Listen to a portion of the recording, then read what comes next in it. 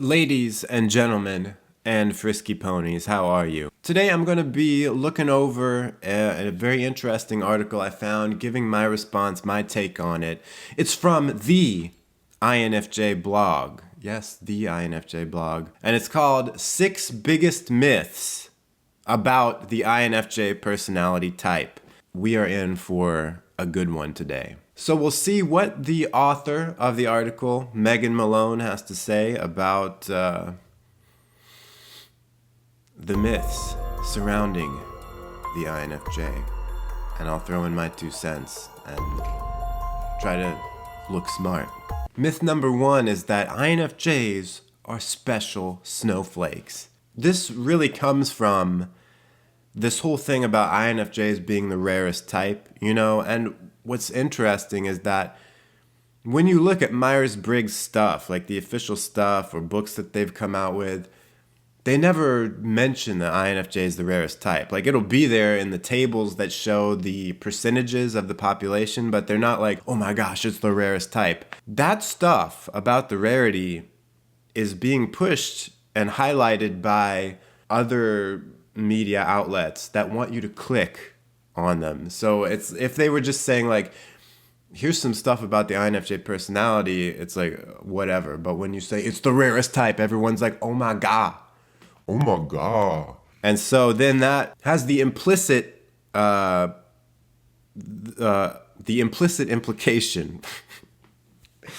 that has the implication that because it's the rarest, it's the most specialist. Because rare is scarcity, that means special, whatever.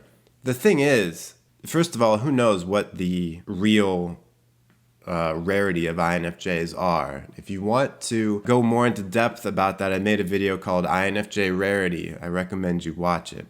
Let's just say it's true. I don't know. There's really no way to know, but let's say it is the rarest type. If once you get to know INFJs and you look online at people who've been typed at INFJs and you see them all, they're kind of boring. Can we get real? They're not. Every type can have people who are boring and exciting, right?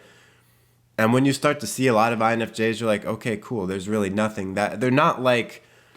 It's not like I'm looking at every INFJ and each one of them is freaking Dumbledore or something. They're not like shooting lasers out of their eyes. There's nothing that special about them. They have unique abilities for that personality type, but every personality type does. So yeah, INFJs are not special snowflakes. They maybe happen to be the rarest type, but every type has their own special thing going on. They're not any more special than any other type. So, number 1, myth busted. Get it out of there.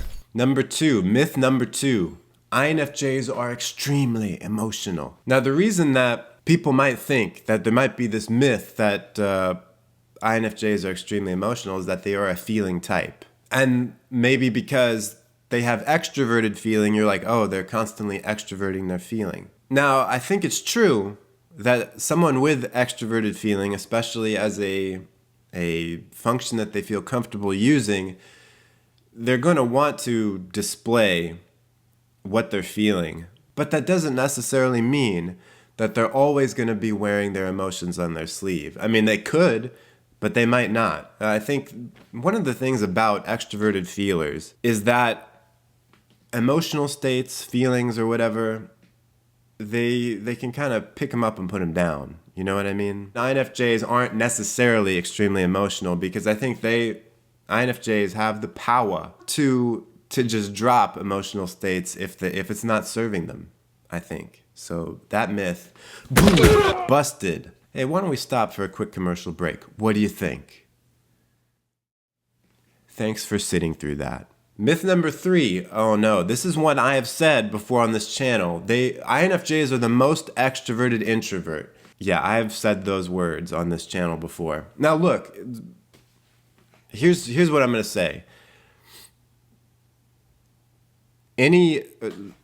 What am I saying? When it comes to the introverts, the IJs, doesn't have to be INFJ, the IJs are going to be capable of giving the appearance of being extroverted because They have the extroverted thinking or feeling. Those two functions want to bounce off of everyone else. And so that is where you get that most extroverted introvert thing. Whereas IPs, they don't have that in their top two functions. So they're a little bit more likely to kind of step back and be true introverts. But that only means that an INFJ or any IJ is capable of being the most extroverted introvert, but that doesn't mean they necessarily have to be. You know, for me, for example, I consider myself a bit more introverted, but there are probably other people who are even more introverted than I am. And then there are other people who are more extroverted than I am who would also be considered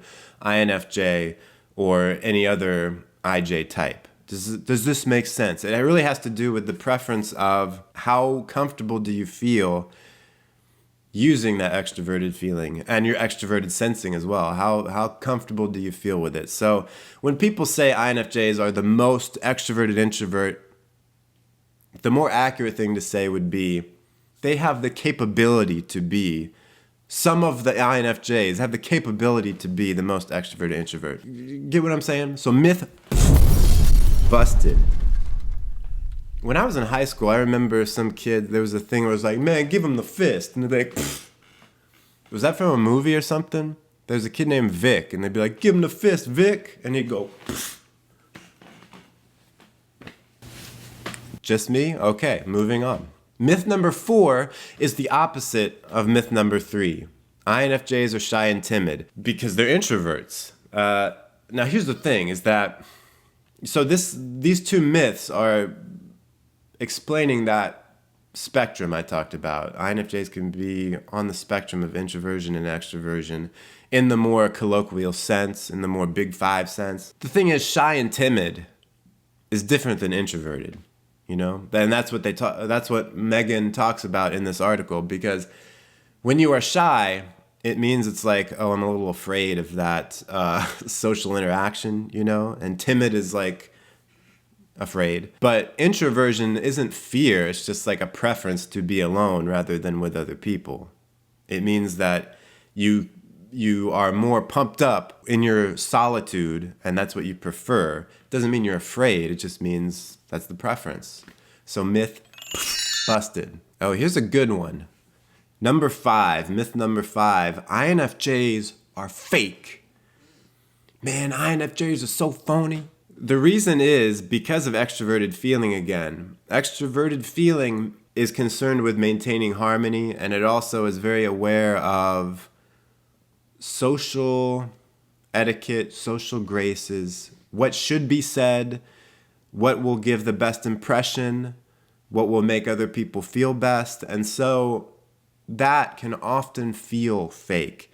And especially when you combine introverted intuition, the dominant function of INFJs, with extroverted feeling, those two together give you someone who is really aware of reading people and what is going on with people and what the social situation is and how to play things, and then is able to take it all and just run it conceptually through the funnel of NI, of introverted intuition, and to really clamp everything down and get a good grasp on all of the concepts at play. It makes INFJs really good at just understanding the human mind and understanding society. That could allow them to be a bit fake.